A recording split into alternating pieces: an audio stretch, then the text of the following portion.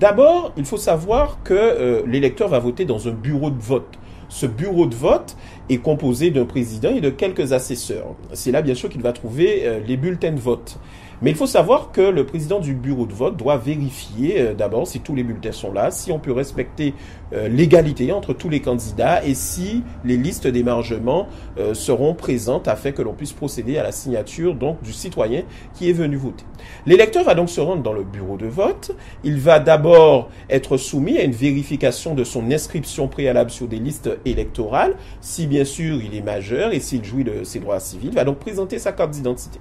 Ensuite, il va se diriger vers la table qu'on appelle une table de décharge sur laquelle il va trouver différents bulletins. Ces bulletins, dans le cadre de cette élection municipale, seront différents de ceux des précédentes élections municipales.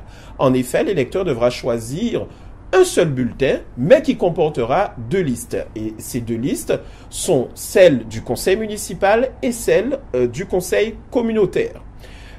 Attention, il y a un seul bulletin. C'est donc un seul bulletin que l'électeur devra glisser dans l'enveloppe une fois qu'il se sera rendu dans l'isoloir afin de respecter le secret du vote et qu'il aura donc inséré son bulletin. Une fois qu'il aura inséré son bulletin, il se rend vers l'urne, il dépose son bulletin.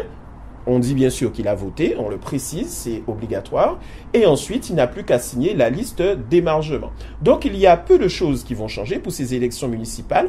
Par contre, bien évidemment, il faudra que sur les bulletins, il y ait deux listes bien précises, deux listes sur lesquelles on va trouver l'ordre à la fois des conseillers municipaux, mais aussi l'ordre des conseillers communautaires en fonction de leur place sur la liste des conseillers municipaux. Cela s'appelle la technique de fléchage. Donc, rien d'extraordinaire pour ces élections, simplement un choix multiple avec un seul bulletin.